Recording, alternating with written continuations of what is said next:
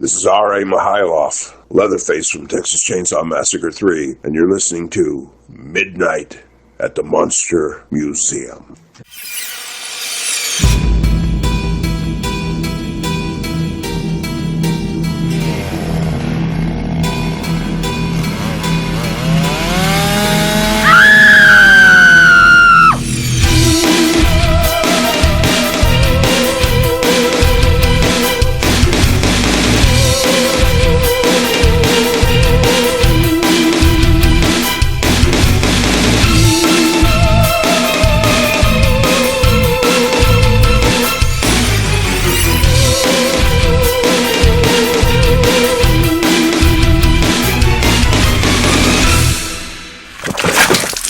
Alright guys, this is Tom Devlin and welcome back to Midnight at the Monster Museum, the scariest podcast on the interwebs. So, today for my guest, we have not just a guy who has been involved with horror flicks and horror movies, but he's also a horror character such as one of the creepiest, weirdest independent wrestlers you've ever met. He calls himself the Warlord of Weird. He is the one and the only Sinn Bodhi. Sinn Bodhi's career has spanned from WWE, TNA, right? What else have you? What federations have you been a part of? I was a mermaid. I was a Boy Scout. I was in the Martian Fleet for a little while, dishonorably discharged. No, I wrestled all over. OVW, NWA, TNA back in the day. I was FCW, WWE Smackdown, and just a bajillion different independent shows just across the planet. Canada, US, Puerto Rico, Mexico, all over Europe, the UK. So for those of you, the horror fans out there that are like, oh no, they're talking about wrestling again. Well, here's the thing. I'll never forget back in the late 80s, early 90s, there was this big thing with Fangoria magazine where they were going to integrate wrestling into the magazine. And there was one camp that was all for it and one camp completely against it. And I'll tell you right now, I was completely against it. I was like, wrestling's not horror. That's not characters. We can't do that. Blah, blah, blah, blah, blah. I was so pro horror only in Fangoria. As I got older and I found this absolute love and passion for wrestling and the characters and the storytelling and everything that's within it, I became a huge wrestling fan alongside a horror fan. Now I would wonder what it would have been like had they integrated that element in, especially in the days of the Attitude Era when we had Mankind, who was basically a Leatherface type character. We had Gangrel. We had, so many with The Undertaker and all of that. And the crazy characters going back in the past, even Sting and Ultimate Warrior, these guys were in abundance. There was nutty, makeup covered, effects wielding giant snakes, and wrestling absolutely goes with horror movies like peanut butter and jelly. And as far as when I met Sinn here, our guest, I was working on a horror film. It was not a particularly great one. It's called Unlucky Charms, and it was Academy Award. Actually, I have to take it back before Unlucky Charms, because we met on Killjoy 4. Killjoy Goes to Hell. Yeah, Killjoy Goes to Hell. Yeah. And Killjoy Goes to Hell, Sinn and about 20 other wrestlers came as wrestling extras / fight choreography. We did that fight scene in the boiler room where they shot Nightmare on Elm Street. Yeah, it was at not Lacey Street. It was Linda Vista Hospital, a crazy old rundown decrepit hospital. They shot Nightmare on Elm Street there in the boiler room, and we also shot Killjoy Goes to Hell. Mm-hmm. And you had a whole slew of wrestlers. I think we met you through Al Burke, if I'm not mistaken. Mr. Outrageous. Yeah, Mr. Outrageous. I've done about 100 movies with Al, and that's part of where my love for wrestling has spawned, is hearing Al's road stories. All these times he's been choreographing stunts and acting in films. I've put him in makeup a lot of times. And he's such a good dude. And I've heard his stories and just... Man, you fall in love with that history, sure. The history of it. Absolutely. And, of course, he introduced me to you. I met you on Killjoy 4. We didn't work super closely. I was busy painting demon clowns. But I want to say that our interaction was like, we were pretty cool early on. Like, yeah. If I look back to think when I met you or just how did I establish rapport, I just kind of felt like we kind of knew each other way longer than like we met each other 5 minutes later. We were lifelong buddies. Right. And it kind of worked that way. You were like, hey, man, I love horror stuff and I love this weird stuff and I kind of want to make these movies with these guys. And you jumped onto the crew from being a fighter on that movie, a fight choreography type guy. Mm-hmm. You ended up with the art department at one point and you ended up helping Howard with camera. Well, I was just fascinated, and I mean, wrestling and the movies, like you were talking about, as you were kind of doing the introduction, like I think wrestling and horror movies, just movies in general, comic books, music, poetry, all of it really just revolves around the same thing, the story of good and evil. Yeah. And all that, Star Wars. Parlays. Yeah, exactly. I always joke with the wrestling students, my favorite wrestling match of all time, Star Wars. Yeah. Luke and Darth. Yeah. You got a big monster bad guy who's, starts out the show at the top of the card. You got the underneath good guy, fighting his way just through the thick of everything just to get to the daunting bad guy. I mean, that's if and at the end of the match, Darth Vader kind of turns heel. Turns face. That's right. That's right. And like the silly juxtaposition is too, like, if you really think who's the good guy, who's the bad guy, the sort of the catch of that is they're both kind of good guys because if you are popular, you were a good guy. Hence, Stone Cold. He's breaking rules left and right, but people loved him, so he was a good guy. Yeah. Roddy Piper broke the rules, but they loved him, so he was a good guy. The bad guy in this situation was the Emperor. So Luke is the white meat, fish-shaking, blue-eyed babyface, as the old school vernacular goes. Yeah, and Darth is sort of the Stone Cold of the universe, and then the Emperor was the guy that you put the heat on. That was like, oh, that's the son of a gun that's doing all the shenanigans and stuff. But but good and evil is the story that we're telling, whether it's in a ring or in a horror movie or poetry, music, whatever. Right.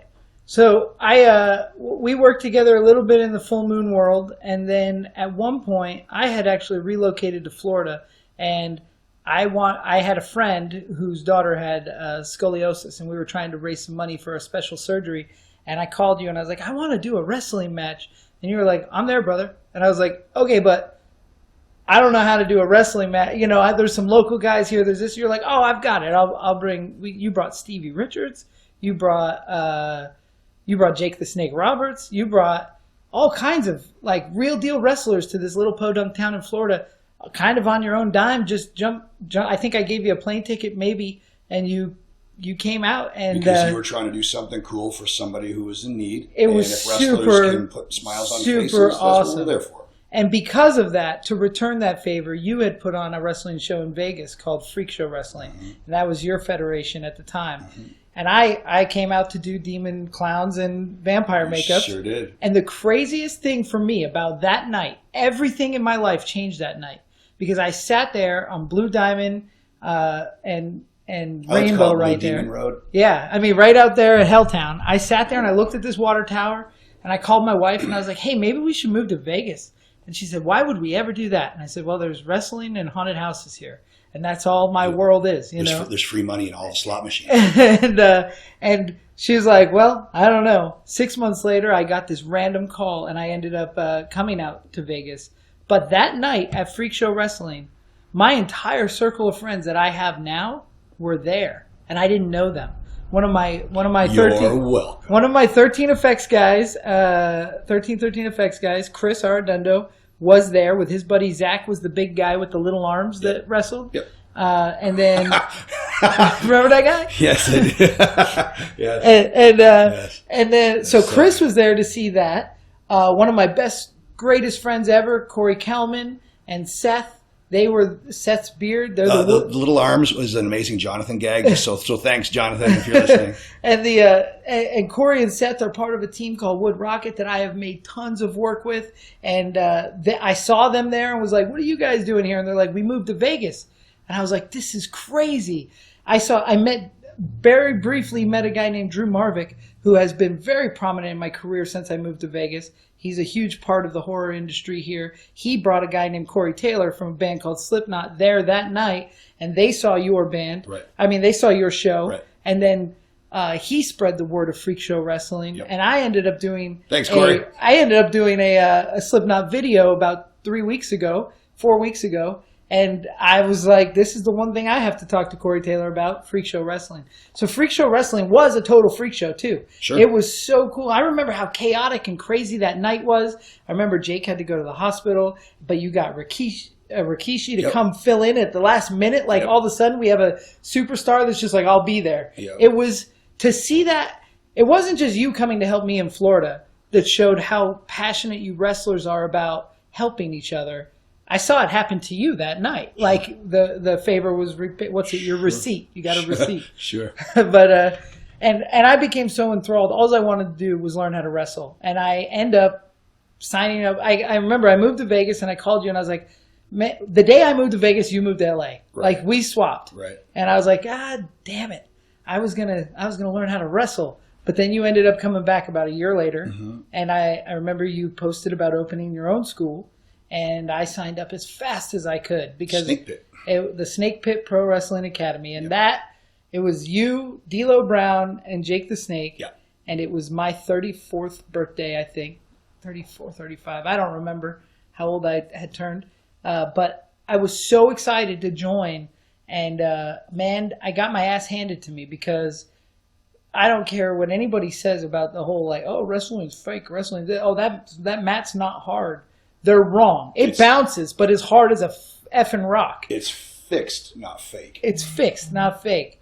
And one of the things that it's always stuck in my mind about you coaching, your career has paralleled so closely to my effects career.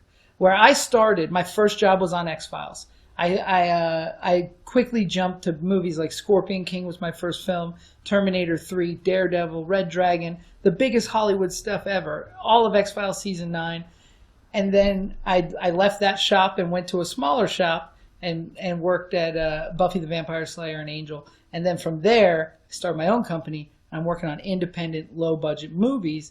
And I stayed in that for about 10, 12 years, and then I start teaching.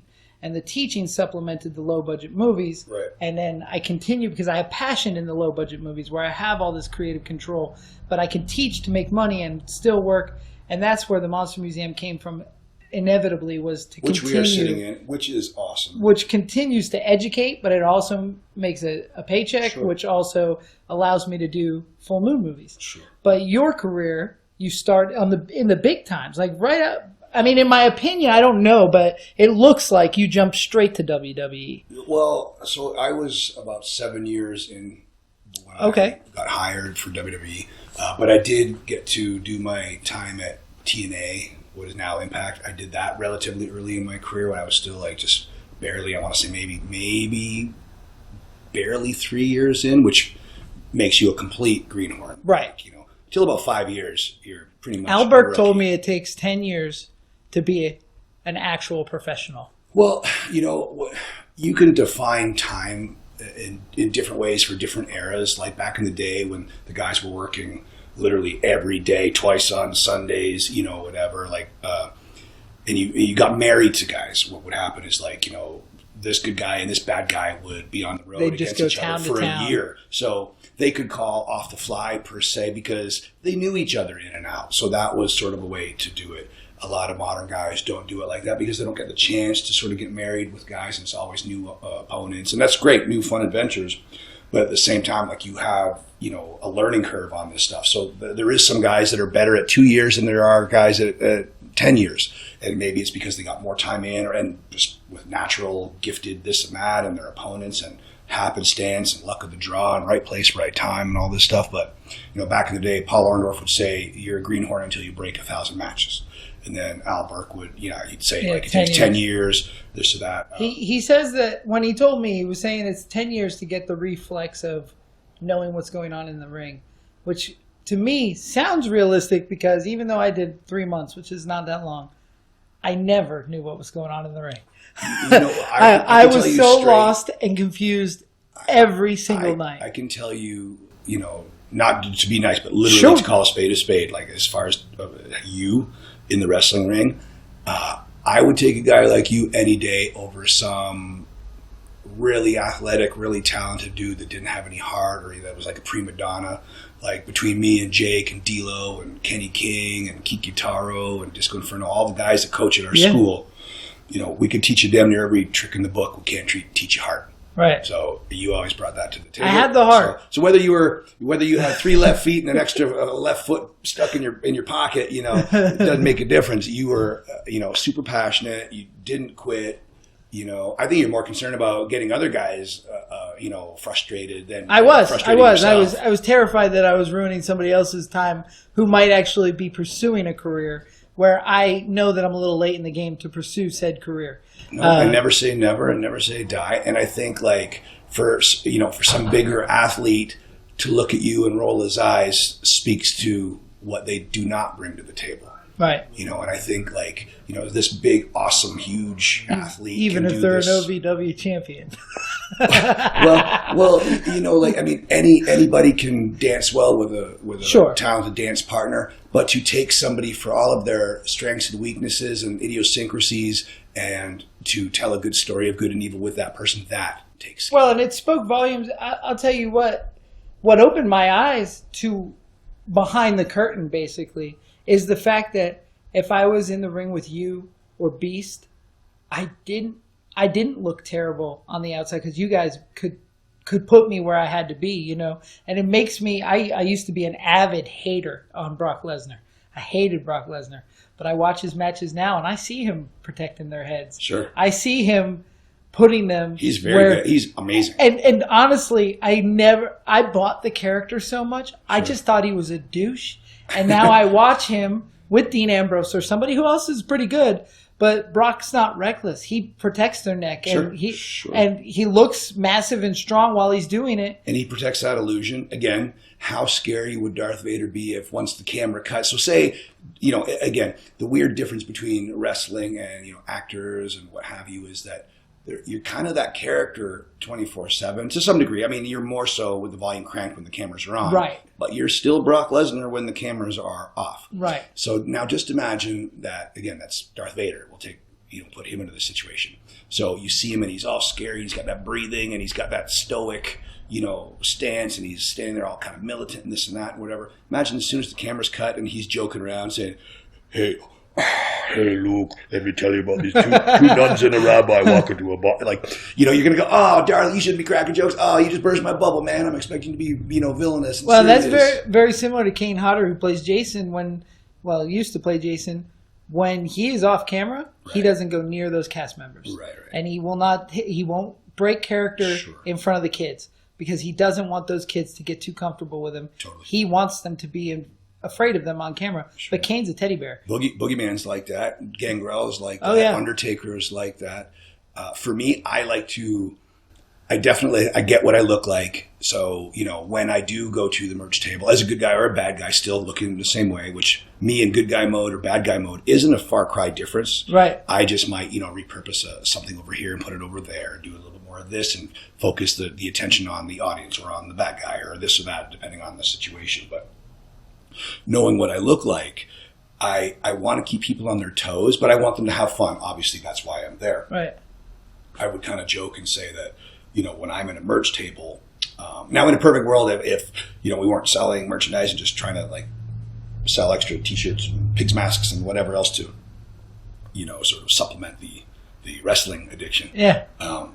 Maybe I wouldn't be out there just for the illusion, but since it's a good monetary idea to be out there, I literally think about the kids coming up to my table like penguins going for a swim.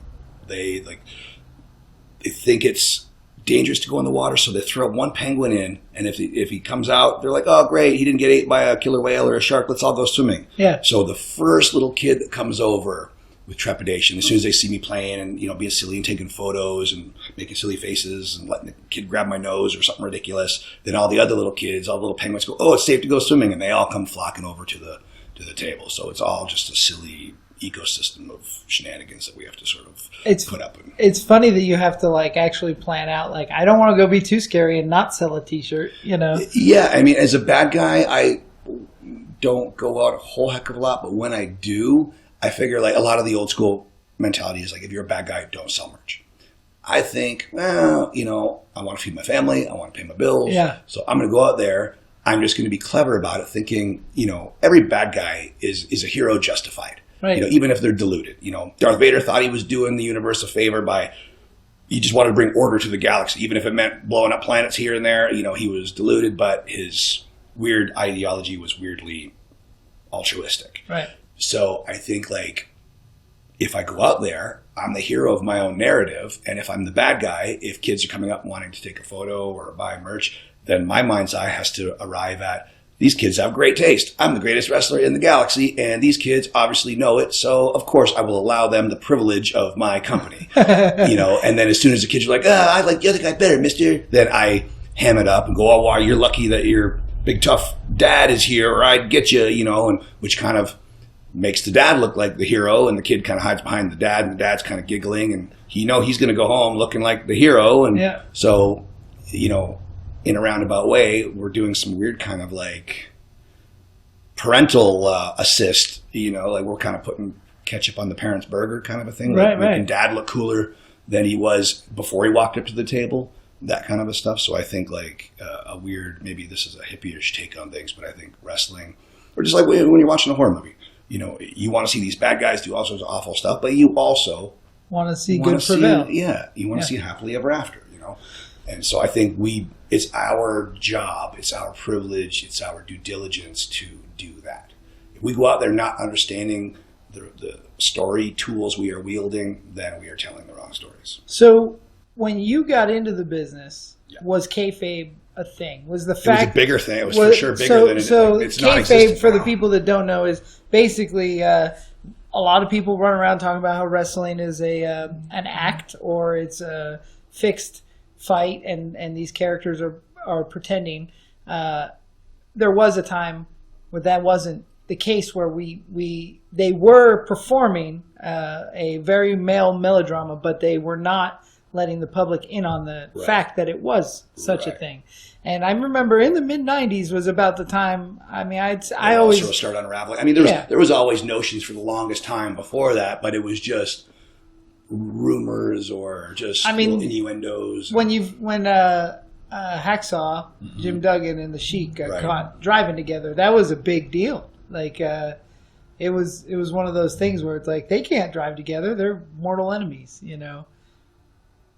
So when you started, was that something that you guys were protecting still, or was it already kind of a known? It was tongue-in-cheek to say it, but it was a no-no for wrestlers to say it. And it was definitely taken as an insult if fans would come up and say that to a wrestler. Right. And my original trainer, Ron Hutchinson, I mean, he was very protective of the business. Like, our first day of wrestling class was like, so it's not different. It's different than it is now. This is exactly what I'm trying to get to. Your first day of wrestling class. So my first day of wrestling class, my very first day, my feet wet day, was harder than my first black belt grading.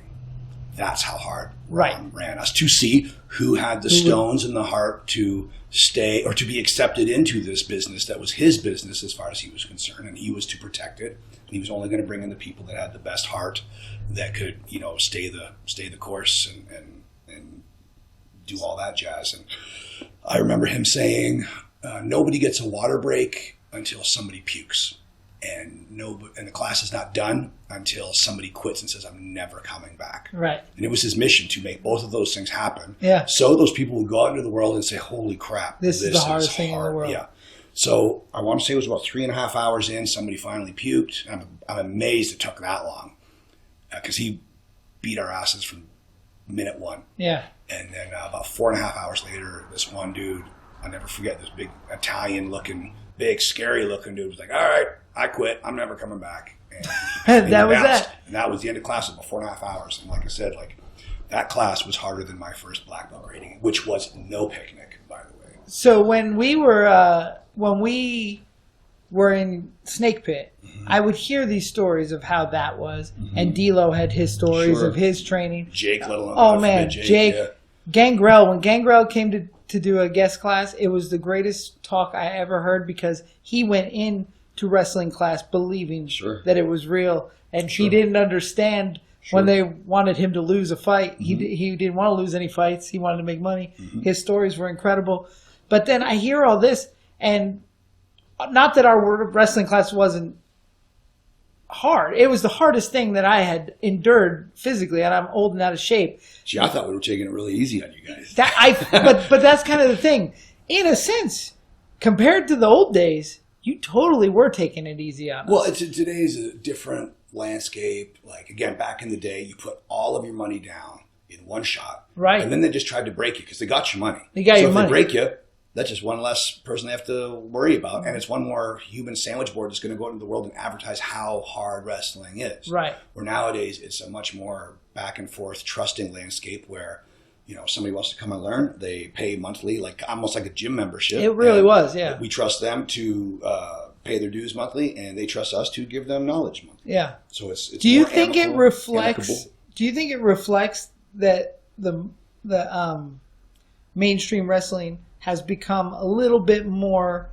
I guess PG is what some people call it, but family friendly or less brutal. It was family friendly even in the 80s. If anything, it was Oh a little yeah, bit more cartoony. yeah. Like, you know, there with were the basing rock and towards wrestling kids. days Yeah. and stuff like that. And I think, so let's look at it like the 80s wrestling, you know, think of that like the Super Friends cartoon. Right. You know, it was all like goody characters in capes and undies fighting justice, but they were all interchangeably good guys. Yeah. You know, you could take all those good guys and they were, you know, drastically different characters, but they were all either really good or really bad. Right. Now you take those same Super Friend characters, fast forward to now, or those movies, like the DC movies or Marvel movies or whatever. Dark. Yeah, there's so many different, you know, layers to these characters. You know, Flash is quirky. Aquaman is like the party guy. Bruce Wayne is a stoic, brooding dude. You know, Superman is the Boy Scout.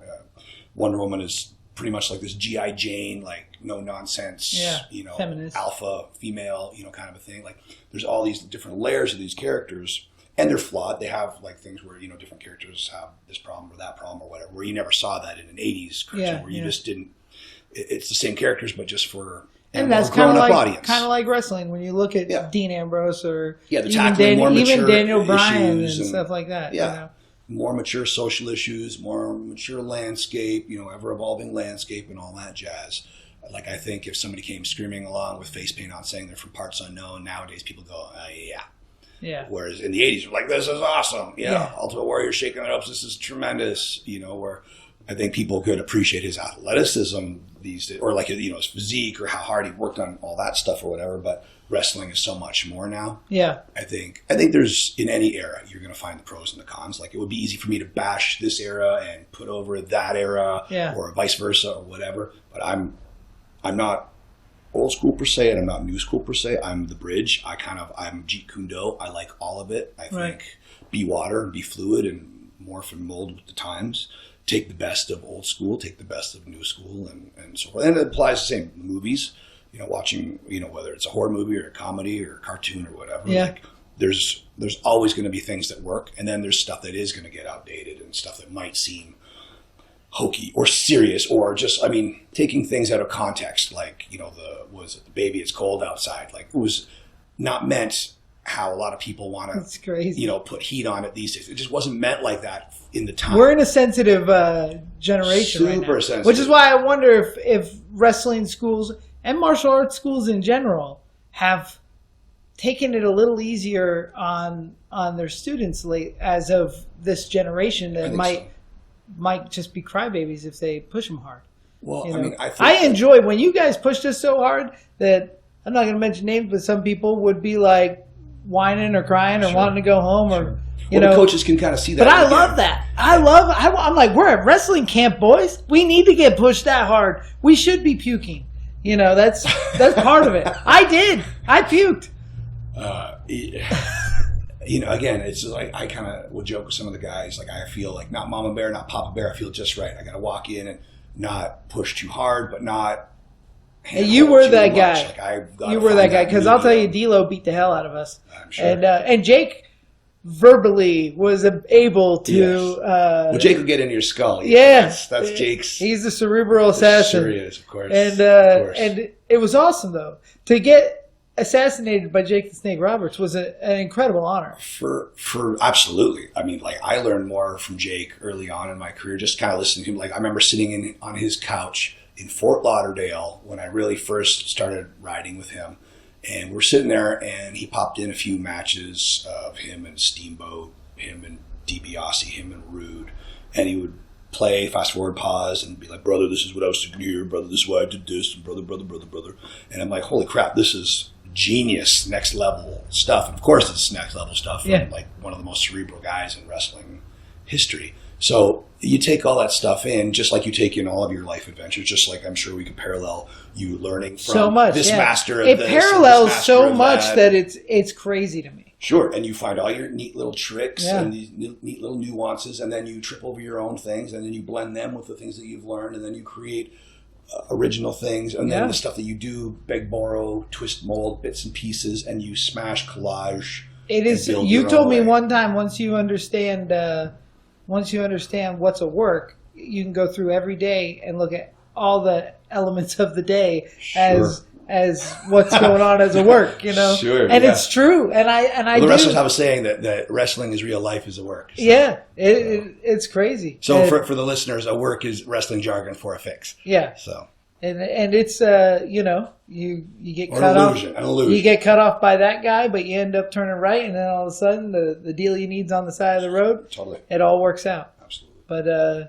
But yeah, I definitely saw the parallels of your world with my world. Like when you say, "Oh, I pulled this from so and so and this from so and so," that's me pulling from John Beekler or Gabe Bartalos. Totally. And then adding a little Tom Devlinism to it, and boom, we have an iconic character. Absolutely. And one of the things that I love about wrestling is the iconic characters, the Mankind's. I like modern days. I was a big fan of the Wyatt family and Bray Wyatt. And then specifically, I loved when Daniel Bryan, who's a goody-goody, became part of that, and then went off on his own, and he was kicking. I love Daniel Bryan because he was my size. He's 5'6", not like a super. You don't look at that guy and think that guy's a badass wrestler, but he is a badass wrestler. And he's an awesome wrestler, and he's so clever at being a storyteller and wielding all the, the good versus evil. Like, I mean, he became the most loved. Then he became the most hated. Yeah. And now he's the most loved again. So he is awesomely awesome at controlling his narrative. Yeah. He is definitely, a master storyteller. And, his wrestling skills, may fall on the technical, but he is a storytelling master utilizing his strengths. Where other characters rely on, and this parallels to the horror stuff. Like, the visual parlayed with a good story makes for a fun view. I feel that you are so intelligent when it comes to that storytelling. Oh, shucks. So intelligent when it comes to understanding the craft. You had a shot, like a pretty decent shot in the big leagues. You were on national television. You did a ton of dark matches. You knew people in the biz, but you didn't use them to get there. No. Tell us a little bit about KiZARNY and the Jim Rose Circus and just the character, because you were a horror kind of crazy Looney Tunes character that maybe 10 years too early. Like they just, perhaps the WWE couldn't get around, the eating fire and stuff at that level then. Well, so when we filmed all the KiZARNY vignettes, Vince's sort of mandate was go to this carnival, film whatever the heck you can. Did he pick KiZARNY or did you pick KiZARNY? That was Vince's idea. And were you already a carny at that point? I totally did all the stuff. He just sort of repackaged the name from Sinn Bodhi to KiZARNY. So I chose to look like that's how I felt like looking. They didn't give me any grief about looking the way I looked. Right. They knew I was a legit circus guy. And I always would say circus or sideshow or freak show. I never used the word carnival. And when I went and had my meeting with because it's like the GoBots of circus. I don't know. For some reason, I just never really kind of looked at it like that. And then when I went in to have my sit down with Vince, I did use that word because I knew wrestling came from the carnival, all that stuff. And I knew that, I wasn't sure, but Vince's dad started in the carnivals. Yeah, I had a few people tell me that Vince liked the carnival stuff. So I thought, okay, well, I can sort of use vernacular that will maybe endear this idea to him a little bit more, tether it to him a little bit more. So I used the word carnival. So his eyes kind of light up and we're talking and we had a really great conversation. And the next day at the right at ringside, we're standing there and he came over and kind of told me this was going to be my name, and he said, "It's Carney for Carney. You get it?" I was like, "I sure do. I get it." You know, I was so enamored to do everything right. Like I was never intimidated. I was just enamored. Maybe too enamored for my own good, where maybe I should have piped up a little bit more. But I was always taught, like, be a good soldier, do what the promoter wants, whether I like it or not. And I was fully happy and enthused to do it. So even if I wasn't a big fan of the name, I wanted to impress Vince McMahon. I wanted to impress all the fans at WWE. I wanted to live my dreams and do my thing. And so if that was what if I was going to follow my dreams with that name, so be it. I was not going to piss on it or be negative about it. I was just going to make it the best I can, even if I wasn't the biggest fan of it. And again, woulda, shoulda, coulda. I'm a big boy. I'll make my bed and sleep in it. If I could go back in time, but seeing as I don't have access to a time machine, it's a moot point. Not yet. They're coming. But I mean, I woulda, shoulda, coulda. I would have, humbly, as politely as possible, say, "Vince, I'm so happy for this opportunity. What do you think about this idea or this name or whatever?" And then if he said, "Yep," I would have said, "Great." And if he said, "Nope," well, he's the boss and he signed the checks. And I would have said, "Okay, I gave you a different suggestion. You didn't like it. I'll do it your way." Yeah. But I didn't do that. I just immediately jumped to, "Yes, sir." And, I'm not ashamed of that. I'm not, maybe I'm even weirdly masochistically proud of that. Like I was taught to be a good soldier. I mean, you should be proud because you may not have had a 4-year run. I don't know how long your run was, but it was notable. I mean, you were a character, and we remember. Well, a lot of people do. Being that character, like people can crack on that character and they can whatever. But I mean, for the little time that I had on, if people still remember that character, I must have done something right. Yeah, I mean, you weren't the what was the glitter stormtrooper helmet guy? Shockmaster. Shockmaster. You weren't Shockmaster. Well, and power to him. I'm sure they probably walked up to Tugboat and said, "Hey, man, we want you to wear this costume. We want you to be the Shockmaster." And whether he liked it or not, he said, "Yep." He played ball. Yep. So I can't fault him for that. And I mean, so when you left WWE, is that when you joined the Jim Rose Circus? So I remember John Laurinaitis saying, "I want you to go to Puerto Rico and you can get some exposure and some more experience down there." I said, "Okay." So literally, I want to say I got my release on a Tuesday. I was in Puerto Rico wrestling for Carlos Colon on that following Friday because I wasn't going to wait. But weirdly, I have no idea, whether Jim Rose is psychic or what, but literally that same night that I got released, I get a call from Jim Rose saying, "Hey man, I like your circus stuff. If you're not with WWE, you need to come to Vegas and make some money with me." And so, sure enough, in a roundabout way, we ended up doing that. And that's Jim Rose is definitely the reason why I did migrate to Las Vegas. So thank you, Jim, for that. But yeah, that's kind of how that went. I just wasn't going to stop. I hit the ground running, and I wasn't going to, go, "Oh, woe is me." I was going to parlay what I knew, parlay my character into new adventures, and look forward. Were you with the Jim Rose Circus when they were opening for 9 Inch Nails and on Lollapalooza? No, that was or any before. Of that? No, I would have been. That was pretty far that was back. Yeah. That was way before. That's when I gained knowledge of them, and I didn't ever get to go, but I remember thinking, that stuff's awesome. I'm up there, but I'm not that far up there. I want to say I was probably a teeny bopper in high school when he was doing things with Marilyn Manson, 9 Inch Nails, and all that jazz. Okay. But working with Jim was interesting, to say the least. He was a good dude, and we could get on each other's nerves, and we could bicker and argue or whatever, but I think we both respected each other, and we both knew that we both brought things to the table. And I think I frustrated Jim because as much as I loved wrestling and circus and all that different stuff, I think I wasn't how a lot of, no disrespect to any other performers, but so many other Sideshow performers were so enamored by Jim Rose because that was their pinnacle of aspiration. Right. That's where they wanted to be. Yeah, they wanted to be the next Jim Rose, so they were sort of starstruck. Where I didn't look at it like that. I was respectful of Jim and respectful of what he did. Yeah. But I looked at him as like another promoter, another producer, and what have you. So if I liked something, I liked it. If I didn't like it, I piped up. And I think it bugged him that I wasn't like up his ass. Fanboy. Yeah. Yeah. But I got along with him, and I think we had a lot of fun together. We did some pretty cool business together.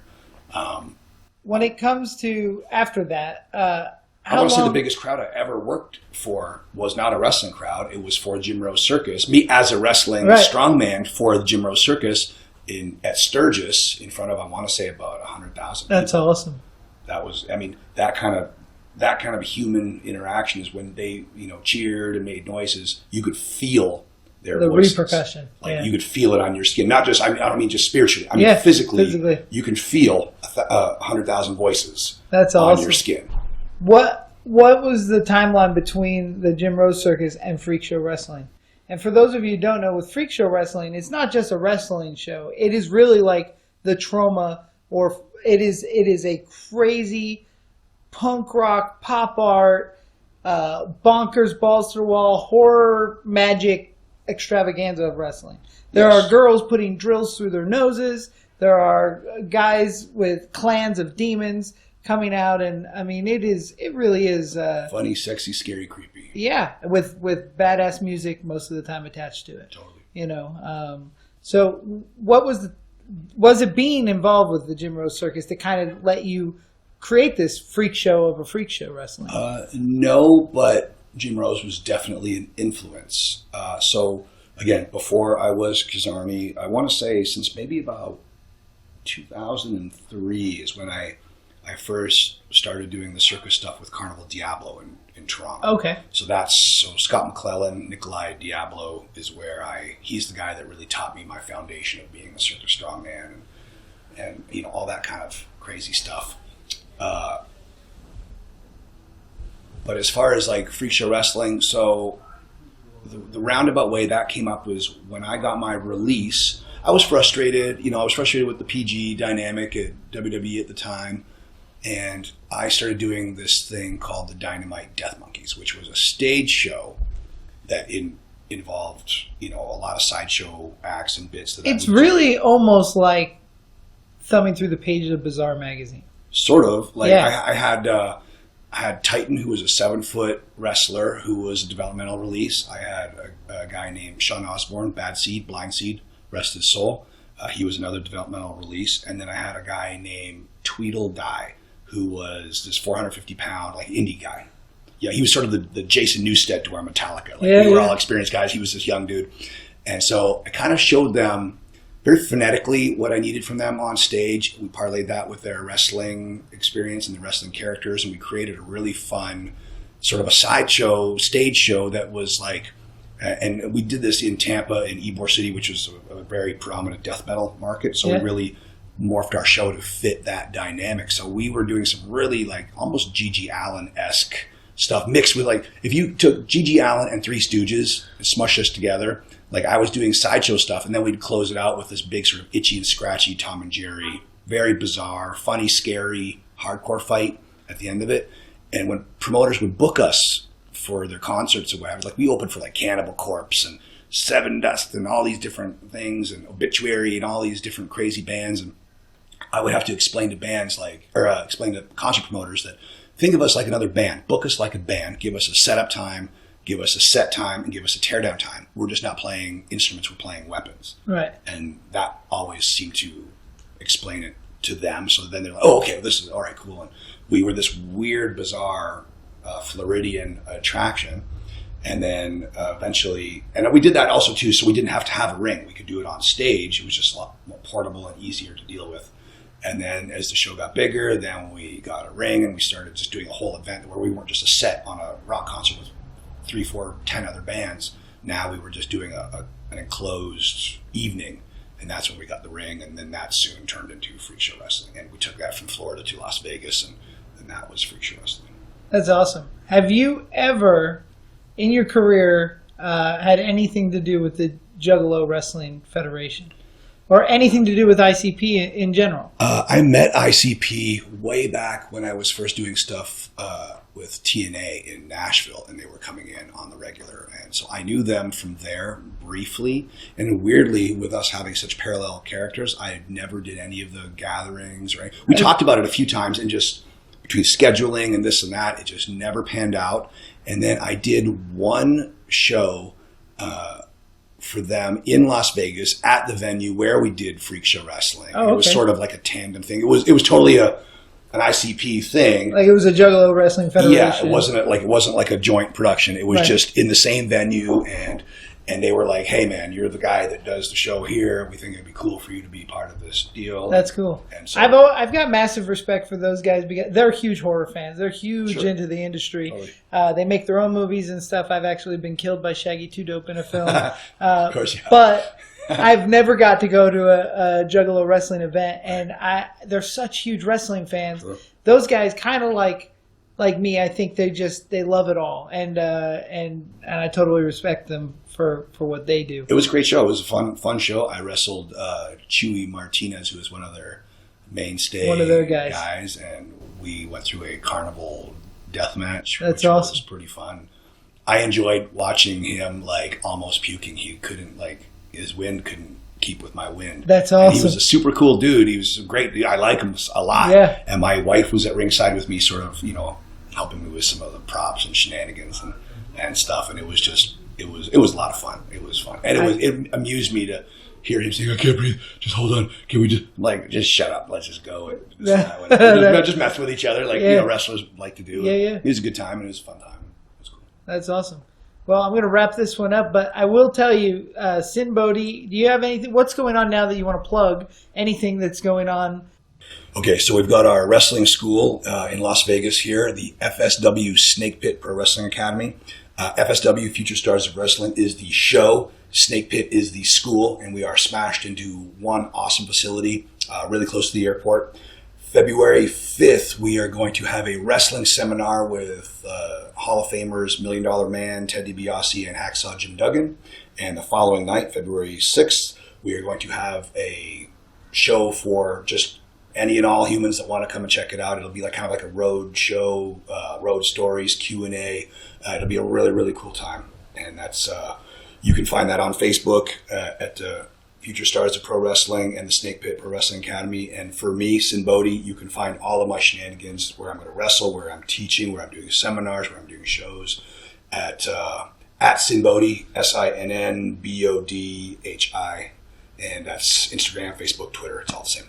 I'm Tom Devlin. This is Sinn Bodhi, and the nighttime is the fright time. This is Midnight at the Monster Museum. We'll talk to you next week.